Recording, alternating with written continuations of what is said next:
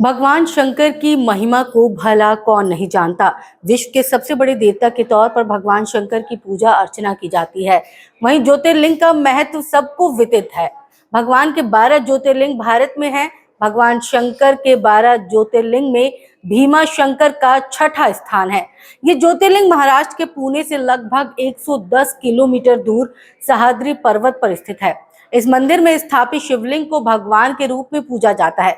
इस मंदिर में स्थापित शिवलिंग काफी बड़ा और मोटा है, जिसके कारण इस मंदिर को मोटेश्वर महादेव के नाम से भी जाना जाता है। इस मंदिर के पीछे ही भीमा नदी बहती है, जो कृष्णा नदी में जाकर मिल जाती है। लेकिन क्या आप जानते हैं कि भीम शंकर ज्योतिर्लिंग का क्या धार्मिक महत्व है?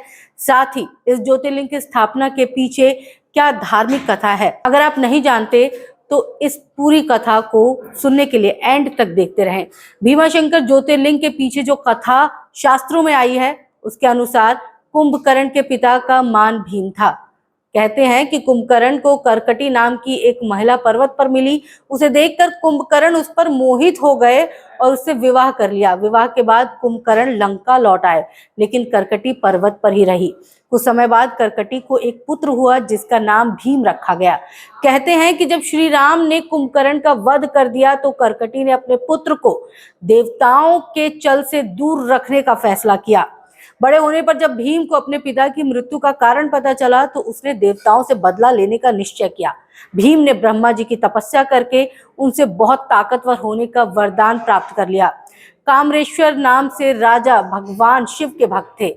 एक दिन भीम ने राज को शिवलिंग की पूजा करते हुए देख लिया, जिसके बाद भीम ने राज को भगवान की पूजा छोड़ उनकी पूजा करने के लिए कहा। राजा की बात ना मानने पर भीम ने उन्हें बंदी बना लिया। राजा कारागार में ही शिवलिंग बनाकर उनकी पूजा करने लगा। जब भीम ने ये देखा तो उसने अपनी तलवार से राजा के बनाए शिवलिंग को तोड़ने का प्रयास किया। ऐसा करने पर शिवलिंग के स्वयं भगवान शिव प्रकट हुए, जिसके बाद भगवान शिव और भीम के बीच भयानक युद्ध हुआ, जिसमें भीम की मृत्यु हो गई। फिर देवताओं ने भगवान शिव से हमेशा के लिए उसी स्थान पर रहने की प्रार्थना की। कहते हैं कि देवताओं के कहने पर शिवलिंग के रूप में उस स्थान पर स्थापित हो गए भगवान। इस स्थान पर भीम से युद्ध करने की वजह से इस ज्योतिर्लिंग का नाम भीम शंकर पड़ गया।